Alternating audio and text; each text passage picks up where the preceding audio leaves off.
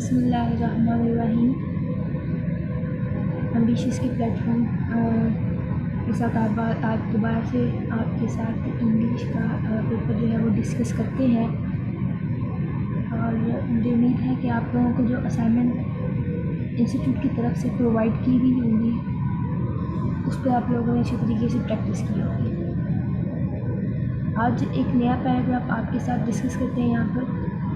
और इस पैराग्राफ को करने के लिए हम लोग उन्हीं टेक्निक को यूज़ करेंगे जो टेक्निक्स हम पहले यूज़ कर सके हैं, और उन टेक्निक्स में स्किमिंग और स्कैनिंग जो इन्वॉल्व है। आज दोबारा से वही टेक्निक्स यूज़ करेंगे। इसके अलावा इस पैराग्राफ को करते हुए आपको टाइम को भी जो है वो मद्देनज़र रखना होगा कि आपने अपना इंग्लिश का ईकेट का जो पेपर होगा मैक्सिमम 10 मिनट्स के अंदर जो है वो सोल्व करना होगा। और उन 10 मिनट्स के अंदर सोल्व करने के बाद आप उस वक़्त ही 10 मिनट के अंदर अपना पेपर सोल्व कर सकते हैं अगर आपकी प्रैक्टिस होगी। अगर आपकी प्रैक्टिस नहीं है तो ये आपके लिए बहुत मुश्किल होगा कि आप अपना पेपर 10 मिनट के अंदर सोल्व कर सकें। तीसरी बात आपके साथ ये डिस्कस करूँगी कि जब मैं ये आपके साथ पैराग्राफ डिस्कस कर लूँ और जब मैं एमसीक्यू डिस्कस कर रही हूँ तो कोशिश करें कि आप वीडियो को पॉज करके खुद एमसीक्यू का आंसर करें, बजाय इसके कि मैं आपको कोई एमसीक्यू जो है वो टिक करवाऊँ। तो आप खुद जो है वो पॉज करें, पहले एमसीक्यू को देखें और आप खुद सोचें कि इसका क्या ऑप्शन बन सकता है, और उसके बाद जो है वो आप वीडियो को दोबारा से जूम कर सकते हैं। तो आज की वीडियो स्टार्ट करते हैं। You like money right? आपको पैसे पसंद है, दुरुस्त? आगे क्वेश्चन मार्क सवालिया अंदाज में पूछता है क्या दुरुस्त है कि आपको पैसे पसंद है? मोस्ट पीपल डू, ज़्यादातर लोगों को पसंद होते हैं। But what is it really worth? लेकिन इसकी हकीकत में क्या कीमत है? यूजली आमतौर पर it will by the goods and services that you expect. आमतौर पर ऐसा होता है कि पैसों से आप चीज़ें खरीद लेते हैं, पैसों से आप वो खिदमत हासिल कर लेते हैं जिसकी आप तवक्का करते हैं। बट समटाइम्स, लेकिन बाद औक़ात it's worth less than the paper that it's printed on. लेकिन बाद औक़ात उन पैसों की कीमत जो होती है एक कागज़ से भी कम होती है जिसके ऊपर ये छपे हुए होते हैं। इस पैराग्राफ में इस बात का आइडिया होगा कि हम लोगों ने क्या डिस्कस करना है, कि हम लोग मनी को डिस्कस करेंगे। ओके, आई नो, मैं जानता हूँ that sound hard to believe कि ये यकीन करना मुश्किल है, बट इट्स हैपेंड बिफोर। लेकिन ऐसा पहले हो चुका है कि जो पैसों की कदर व कीमत ख़त्म हो गई, पैसे जो थे उनकी कोई अहमियत नहीं थी। तो यहाँ पे अगर हम लोग इसको स्कैन करें तो हमें पता है कि हम लोगों ने मनी की बात की है। फर्स्ट पैराग्राफ में हमने उसकी वर्थ की बात की है कि जो मनी है उसकी क्या वर्थ होगी, हमने उसकी बात की। Okay, let's start our second paragraph. During world war one, जब जंग अजीम अव्वल हुई, the French and the German fought one another fiercely. जब जंग हुई तो जर्मनी के लोग और जो फ्रांस था वो आपस में बहुत बुरे तरीके से, खूनख्वार तरीके से आपस में लड़े। The war exacted a tremendous cost on both side. जंग जो थी उसने दोनों तरफ से बहुत बड़ी भारी कीमत जो थी वसूल की। मिलियन डाइड, लाखों लोग मर गए। Billions of dollar were spent, अरबों डॉलर जो थे वो उन पर खर्च किए गए। The French paid for their efforts by taxing their citizen. जो फ्रांस के लोग थे उन्होंने ये सब कुछ अदा किया। किस तरह? उन्होंने अपने लोगों के ऊपर जो है वो टैक्स लगा दिया। And the Germans board money. अब जर्मनी के लोगों ने इसकी जंग की कीमत कैसे अदा की? उन्होंने पैसे को उधार लिया, ठीक है, to pay for the war, जंग की अदायगी के लिए। As the war raged on and the Germans borrowed more and more money। इस तरह जैसे ही जंग ने उनके ऊपर असरात छोड़े तो जर्मनी के जो लोग थे, जो जर्मन की गवर्नमेंट थी, उन्होंने ज़्यादा से ज़्यादा पैसे उधार लेना शुरू कर दिए। The value of their currency dropped. और इसका नतीजा क्या हुआ कि उनकी अपनी करेंसी, मतलब उनके अपने जो पैसे थे, उनकी वैल्यू जो थी वो गिर गई। सेकेंड पैराग्राफ में हमने डिस्कस किया वर्ल्ड वार वन को, कि जब जंग अजीम अव्वल हुई तो क्या हुआ। जंग अजीम अव्वल में फ्रेंच और जर्मन आमने सामने हुए। फ्रेंच और जर्मन के अलावा बाकी जो ममालिक थे वो भी सामने हुए, लेकिन मेन जो पैराग्राफ में बात की गई है वो इन दोनों कंट्रीज़ की बात की गई है। तो ये दोनों अपने आमने सामने हुए, और जब जंग ख़त्म हुई तो दोनों ममालिकों ने जो है वो उन्होंने जंग की कीमत अदा की। फ्रांस वालों ने जंग की कीमत इस तरह अदा की कि उन्होंने अपने लोगों के ऊपर, अपने सिटीजन्स के ऊपर टैक्स लगा दिए, जबकि जर्मनी की गवर्नमेंट ने पैसे उधार लेना शुरू कर दिए। और पैसे उधार लेने की वजह से नतीजा ये निकला कि उनकी अपनी करेंसी की जो कीमत थी वो ख़त्म हो गई। तो सेकंड पैराग्राफ में जो मेन थीम है वो ये है कि पैसे उधार लिए जर्मनी ने, जिसकी वजह से उनकी अपनी जो करेंसी थी, उनके जो अपने पैसे थे, उनकी कीमत ख़त्म हो गई। In third paragraph, in those days, इन दिनों में the Germans called their money marks, उन दिनों में जर्मनी की जो करेंसी थी, जो उनके पैसे थे, उनको मार्क्स के नाम पर जाना जाता था। When world war one started, जब उनकी करेंसी जो थी उसको क्या कहा जाता था, उसको मार्क्स कहा जाता था। जब जंग अज़ीम अव्वल शुरू हुई 1914 में, US dollar was worth around 4 German. अब जब शुरू हुई है उस वक़्त $1 जो है वो 4 जर्मन मार्क्स के बराबर था। इन 1919 में 1919 जब जंग ख़त्म हो जाती है, when the world war ended, US dollar was worth about 9 German marks. तो उस वक़्त जो US डॉलर, एक जो डॉलर था उसकी कीमत जो थी वो 9 जर्मन मार्क्स के बराबर थी। ठीक है, तो इसमें फ़िलहाल दो चीज़ें, एक जब जंग शुरू हुई उस वक़्त जो मार्क्स की कीमत थी, जो $1 था वो 4 जर्मन मार्क्स के बराबर था। लेकिन वर्ल्ड वार वन के ख़त्म होने के बाद 1919 में तब $1 जो था वो 9 जर्मन के बराबर हो गया, 9 जर्मन मार्क्स के। That means that Germans need to spend twice as much money to buy the same items after the war। इसका मतलब ये है कि जर्मनी के जो लोग थे जंग के बाद उनको वही चीज़ जो थी वो दुगनी कीमत में खरीदना पड़ी। दिस इज़ कॉल्ड इन्फ्लेशन, मतलब इसको हम लोग इन्फ्लेशन कहते हैं। तो इन्फ्लेशन क्या है? इन्फ्लेशन ये है कि जब आपकी अपनी करेंसी की जो अहमियत है, उसकी वर्थ है, उसकी वैल्यू जो है वो ख़त्म हो जाए, उसको डीवैल्यूट कर दिया जाए, उसको बोलते हैं inflation. Since people usually do not start earning twice as much money out of nowhere, it can be a real problem। क्योंकि इसके अलावा लोगों के पास कोई सोल्यूशन नहीं था कि वो कहाँ से पैसे बनाएं, तो कहते हैं ये बहुत बड़ा उनके लिए जो है वो प्रॉब्लम उसने जो है वो क्रिएट की। While 100% इन्फ्लेशन ओवर 500, while 100% जबकि 100% जो थी इन्फ्लेशन हो गई over 5 years sounds pretty bad. कहते हैं पहले तो ये हुआ कि एक जर्मन जो था वो $1 जो था जो 9 जर्मन मार्क्स के बराबर हो गया। लेकिन जब 5 साल गुजरे तो 100% वहाँ पर महंगाई में इजाफा हो गया, इन्फ्लेशन हो गया, वहाँ पर उनकी जो अपनी पैसे की वैल्यू थी वो ख़त्म हो गई। Things got much worse after the war, चीज़ें जो उनके बाद जो थी वो बदतर हो गई। The countries that fought against Germany, वो वाली कंट्रीज़ जो कि जर्मनी के ख़िलाफ़ लड़ी थी, जैसे कि मैंने आपको बोला सिर्फ फ्रेंच नहीं थी, अलाइज थी, मतलब पूरा एक इत्तेहादी थे जो जर्मनी के ख़िलाफ़ लड़े थे। वर अपसेट विद देम, वो अब उनके साथ जो थे वो परेशान थे। The French were perhaps most upset, क्योंकि और लेकिन कहते फ्रांस के जो लोग थे, जो फ्रांस की गवर्नमेंट थी वो ज़्यादा परेशान थी। अब ऐसा क्यों था? Much of the fighting took place in France, अब ये इसलिए था कि ज़्यादातर जो जंग हुई थी ना, जो जंग रूनुमा हुई थी वो फ्रांस के हिस्सों में हुई थी, फ्रांस के इलाकों में हुई थी, जिसकी वजह से फ्रांस को बहुत ज़्यादा नुकसान जो था वो हुआ। एंड द कंट्री वाज रवेज्ड, और पूरी की पूरा जो मुल्क था वो तबाह हाल हो गया, मुकम्मल तौर पर तबाह हाल हो गया था।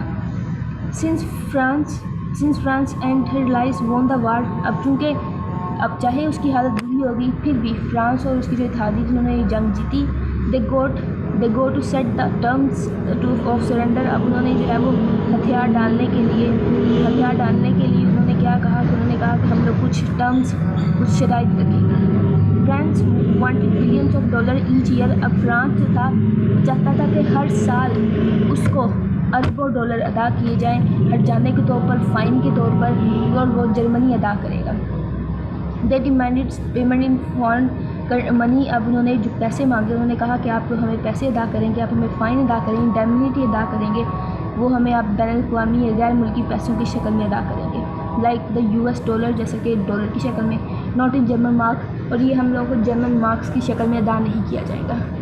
इट वॉज़ अर्ली 1921, अब 1921 आ जाता है। By the time these were made, ये जो थे माहदे किए गए 5 साल के बाद, मतलब 1919 में जब वार ख़त्म होती है 1923 में जो है वो ये एग्रीमेंट हुआ। $1 कुड बाय 60 जर्मन मार्क्स। अब जैसे जैसे वक्त गुजरता गया जर्मन का जो पैसा था उनकी कीमत जो थी वो कम होती गई। उस वक़्त 1921 जब आया, 1921 जब आया, कहते हैं $1 जो था वो 60 जर्मन मार्क्स के बराबर हो गया।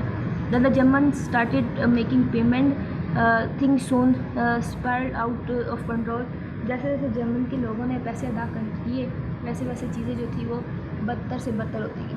अब ऐसा क्यों था? ऐसा इसलिए था कि वो पैसे उधार लेकर अदा कर रहे थे। The Germans made this payment by printing money. उन्होंने ये पेमेंट कैसे अदा की? उन्होंने प्रिंटिंग मनी, पैसों को छापा। They would trade the money that they printed for foreign currency. उन्होंने पैसे छापने के बाद इनकी तजारत, ये पैसे जो थे वो एक्सचेंज किए, इसको डॉलर में चेंज किया। But as they printed more and more, जैसे वो ज़्यादा से ज़्यादा पैसे छापते, the money was worth less and less, तो पैसे की कीमत कम से कम हो जाती। इन नवंबर 1921, अब साल का अख्ताम होने वाला है, $1 वाज वर्थ 330 मार्क्स। तो साल के शुरू में $1 60 जर्मन मार्क्स के बराबर था, लेकिन जब साल का अख्ताम हो रहा है तो वही $1 330 जर्मन मार्क्स के बराबर होगा। इस तरह उनकी वैल्यू कम होती गई, डिवैल्यूड होता गया उनका पैसा। अ ईयर लेटर, एक साल के बाद, $1 वाज वर्थ 800 जर्मन मार्क्स। अब 1921 के बाद 1922 में $1 जो था उसकी कीमत 800 जर्मन मार्क्स के बराबर होगी। The German government grew desperate. अब जो जर्मनी की हुकूमत थी ना वो बहुत ज़्यादा डेस्परेट हो गई। They began to trade marks for foreign money. उन्होंने अब क्या किया, उन्होंने मज़ीद जो है वो जो फॉरेन मार्क्स था उन्होंने क्या किया कि उन्होंने अपने जो पैसे थे उनकी ट्रेड दोबारा शुरू की। मज़ीद जो है वो उन्होंने पैसे छापे, उनको जो है वो गैर मुल्की पैसों में तब्दील किया।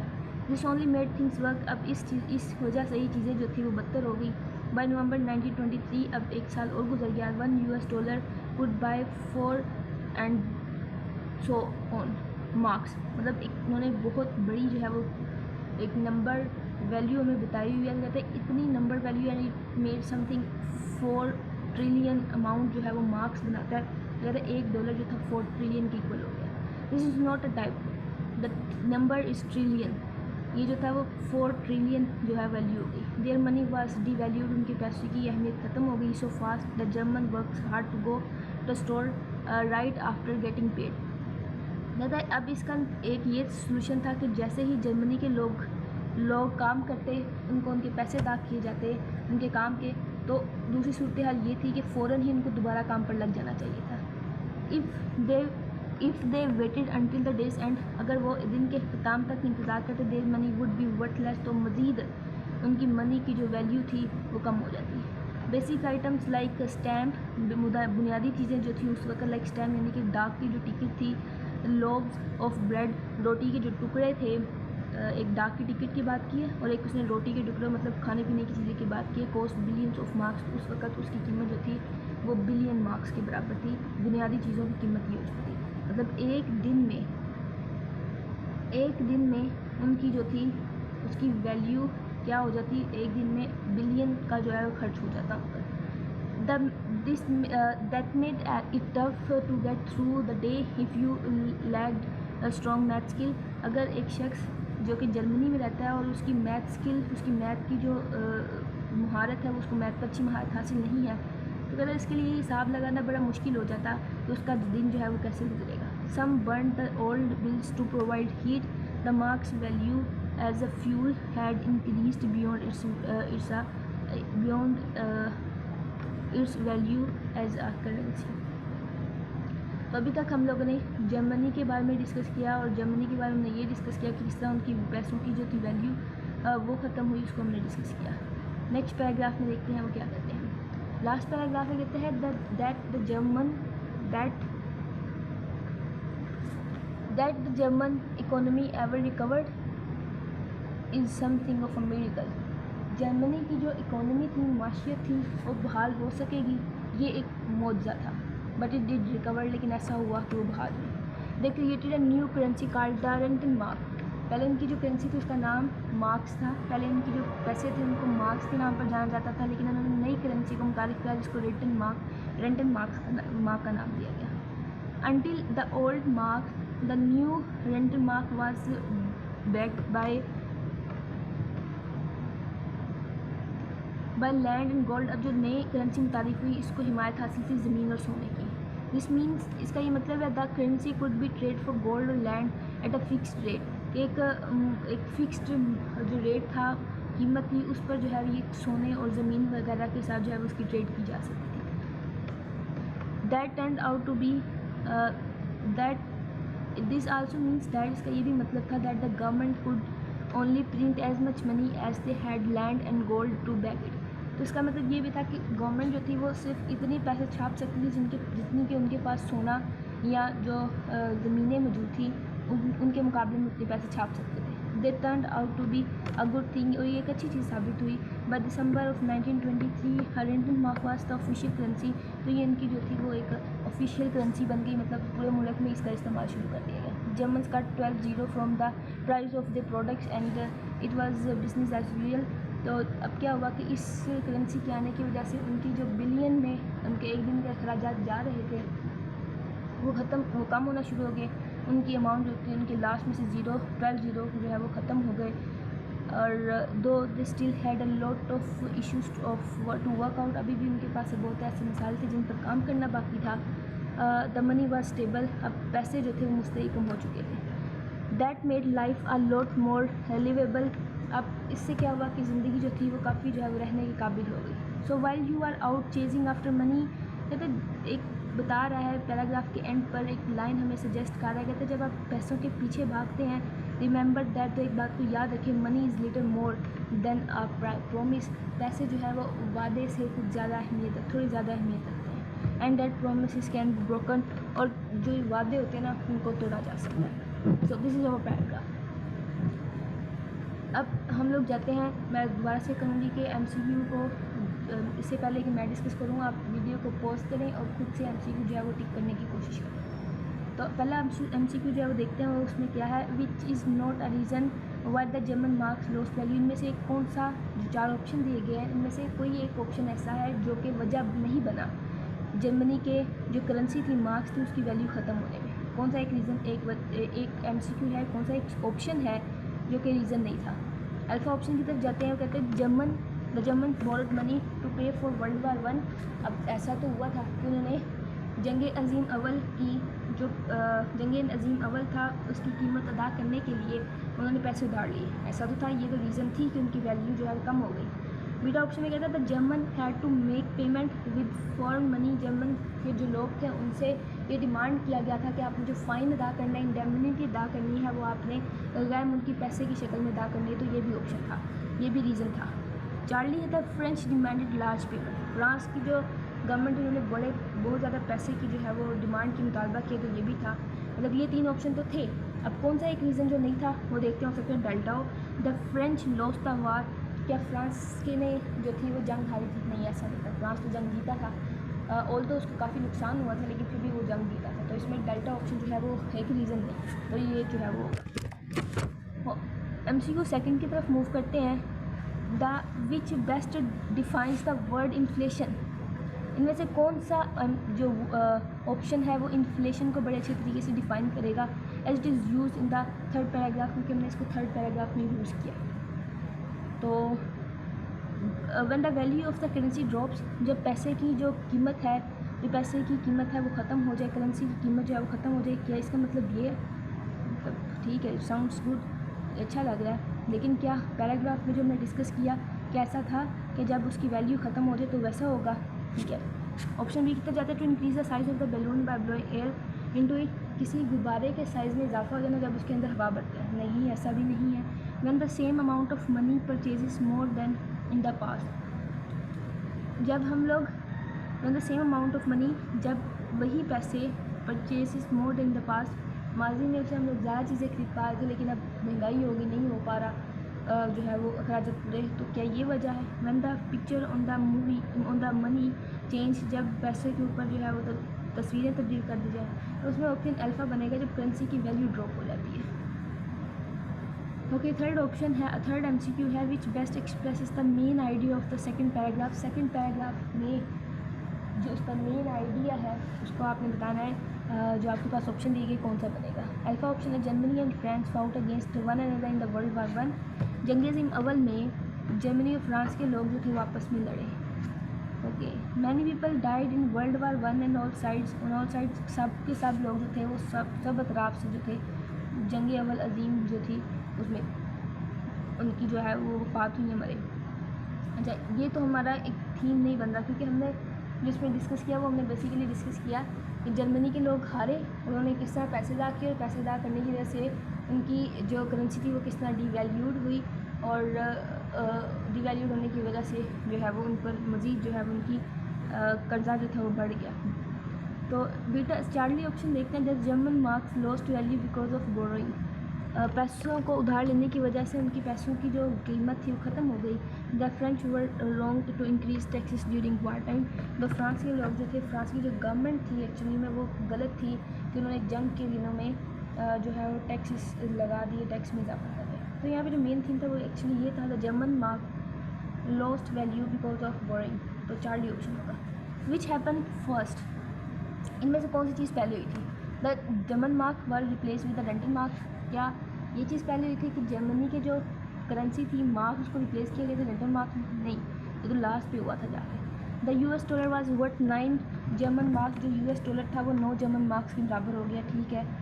Charlie option, the German began making war payment to France. उन्होंने जो है फ्रांस को पैसे अदा करना शुरू कर दिए।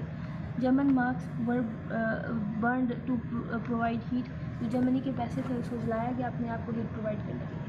जो चीज़ पहले हुई थी वो ये हुई थी कि जब जंग अज़ीम ख़त्म हुई तो एक यूएस डॉलर जो था वो 9 जर्मन मार्क्स के बराबर था, और ये जो है इसमें बीटा ऑप्शन बनेगा।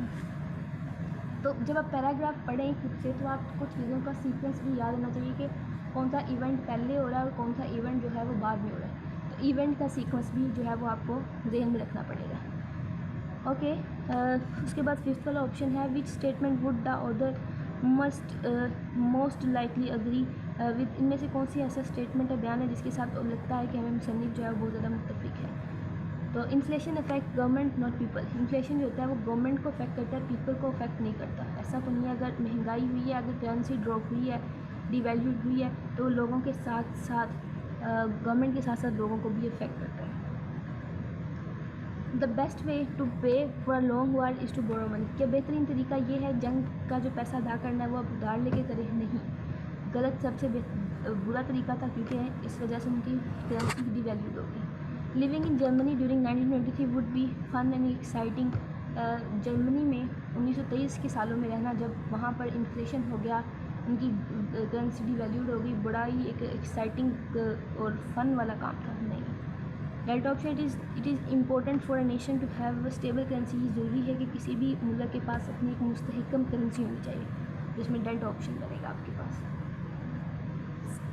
6 वाले को डिस्कस करते हैं। अकॉर्डिंग टू द टेक्स्ट, हमारे पास जो टेक्स्ट है उसके मुताबिक, how did the German government respond to France's demand for war payment. एक किस तरह जो जर्मनी की गवर्नमेंट थी उसने फ्रांस का जो डिमांड थी, मुतालबा था पैसों के लिए, वो जो है वो उसको कैसे जो है वो उसको रद्द-ए-अमल शो किया, क्या उनका रिस्पॉन्स था। The German made cuts and managed their resources wisely to meet payment. उन्होंने जो है वो अपने अखराजात कम किए और बड़े अच्छी तरीके से उन्होंने जो है वो अपना जो है वो रिसोर्सेज को इस्तेमाल करते हुए उन्होंने मैनेज किया और उनको पेमेंट अदा की। The German printed a bunch of money and trade for foreign currency. उन्होंने है वो बहुत ज़्यादा पैसे छापे, उसको फॉरेन मनी के हिसाब से जो है वो करेंसी के हिसाब से इसको अदा किया।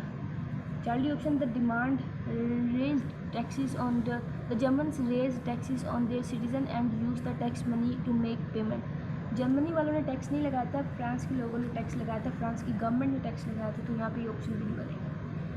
डेल्टा को डिस्कस करते हैं। The German began selling luxury cars. उन्होंने पूरे सारे शिकारों को बेचना शुरू कर दिया टू फॉरेन नेशन, गैर मुल्की जो कौमें थी उसको, टू रेज द मनी, पैसे बनाने के लिए। तो ऐसा भी नहीं था, तो इसमें जो ऑप्शन बनेगा आपके पास वो बीटा बनेगा। 7th, how is the Rentenmark different from the paper mark. जो आपके पास बाद में करेंसी आती है, मतलब जर्मनी के जो गवर्नमेंट है वो बाद में जो करेंसी इंट्रोड्यूस करती है वो किस तरह डिफरेंट थी पहली वाली करेंसी से, लंडन मार्क किस तरह जो थी वो मार्क से डिफरेंट थी। तो it was printed under the close supervision of the US government. No, क्या उसको छापा गया था सरप्रस्ती में, अमेरिका की सरप्रस्ती में उसको छापा गया? नहीं। It came before the paper, if it came before the paper mark and was printed on silver plates. No, it was backed by the land and gold and could not be endlessly printed, क्योंकि इसकी हमायत हासिल थी सोने चांदी थी और इसको जो है वो प्रिंट नहीं किया जा सका। एंड डेल्टा ऑप्शन है, it was use to purchase land and gold and could not buy consumer goods. तो इसमें चार्ली ऑप्शन जो था वो आपके साथ पास बनेगा। 8 MCQ विच हैपन लास्ट, कौन सा अमल कौन सा इवेंट जो था वो पैराग्राफ में लास्ट पर हुआ है। The German cut 12 0 from the price of the product, उन्होंने अपनी जो चीज़ों की अशिया की जो कीमतें थी उसमें से 12 0 ख़त्म हो गए। The German lost war, world war 1 में पहली जंगी सिंह हारी, ये तो पहले हुआ। The price of goods sky rocketed in the billions, जो चीज़ों की कीमत थी वो आसमानों को छू गई और वो बिलियंस पे पहुँच गई, अरबों में। The French demand large payment for the German, जो फ्रांसीसी गवर्नमेंट थी उन्होंने बहुत बड़ी जो है वो कीमत का मुतालबा किया जर्मन से। तो लास्ट में जो हुआ था वो अल्फा ऑप्शन हुआ था कि उनकी जो कीमत थी चीज़ों की चीज़ें खरीदी जाती थी वो कम हो गई, ये जो था हुआ था लास्ट में। ओके, उसके बाद अल्फा ऑप्शन में बनेगा। 9th वाले को डिस्कस करते हैं, which best defines the meaning of the word ravish as used in the 4th paragraph. इसमें से कौन सा सिनोनिम कह लें है जो कि रेविश को बेहतरीन तरीके से जो है एक्सप्लेन कर सकता है। सीवियरली डैमेज, बुरे तरीके से नुकसान पहुंचना, alpha option. Beta, overflowing with Joy, बहुत ज़्यादा खुश हो जाना। चार्ली ऑप्शन, वेरी एंग्री, बहुत ज़्यादा जो है वो काफ़ी गुस्से में होना, नाराज़ होना। Beautifully coloured with the vegetation, तो इसमें जो है वो आपके पास ऑप्शन जो है वो अल्फा बनेगा, सीवियरली डैमेज्ड। 10th वाला MCQ है, which title would best express the main idea of the text. इनमें से कौन सा टाइटल आप सजेस्ट करेंगे कि जो आपका टेक्स्ट है, जो पैराग्राफ है, उसको जो है वो डिफ़ाइन करे। World war 1 a costly fight for all the those involve, एक बड़ी महंगी जंग थी उन सब लोगों की जो इन्वॉल्व थी। नहीं, यहाँ पे हमने जर्मन और फ्रांस की बात की तो ये ऑप्शन नहीं बनेगी। Inflation, how it works and how to prevent it. Inflation जो है करेंसी का डिवैल्यूड हो जाना वो कैसे होता है और किस तरह जो है उससे बचा जा सकता है, सिर्फ हमने इन चीज़ों को डिस्कस नहीं किया। उसके बाद चार्ली ऑप्शन है, कहना है बोरो अ ट्रिलियन, क्या मुझे जो है वो खरबों पैसे उधार लेने चाहिए। Inflation in Germany after world war 1, और वर्ल्ड वार 1 के बाद जो इन्फ्लेशन हुआ जर्मनी में उसको। और लास्ट ऑप्शन है money around the world, a comparison of the value of the money. तो इसमें जो आपके पास ऑप्शन बनेगा वो चार्ली बनेगा।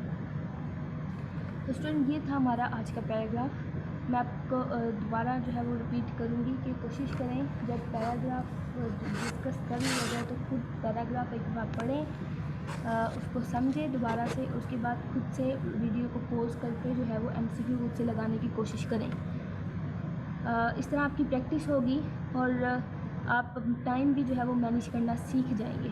तो टेक्निक्स हम लोग वही यूज़ करेंगे, स्कीमिंग और स्कैनिंग को ही, और उसके साथ ही जो है वो आप अपने पैराग्राफ को डिस्कस कर सकते हैं। इंशाल्लाह नेक्स्ट पैराग्राफ के साथ दोबारा से हाजिर होंगे और उसको भी हम लोग आपके सामने डिस्कस करेंगे। और तब तक के लिए आप अपनी प्रैक्टिस जारी रखिए, अपने टाइम को मैनेज करिए ताकि पेपर वाले दिन आप अपना टाइम मैनेज कर सकें, क्योंकि बहुत सारे बच्चे ऐसे होते हैं जिनको पेपर आता होता है लेकिन वो टाइम नहीं मैनेज कर पाते, जिसकी वजह से वो नंबर नहीं गेन कर पाते। तो टाइम मैनेज करें, प्रैक्टिस करें। तब तक के लिए अल्लाह हाफिज़।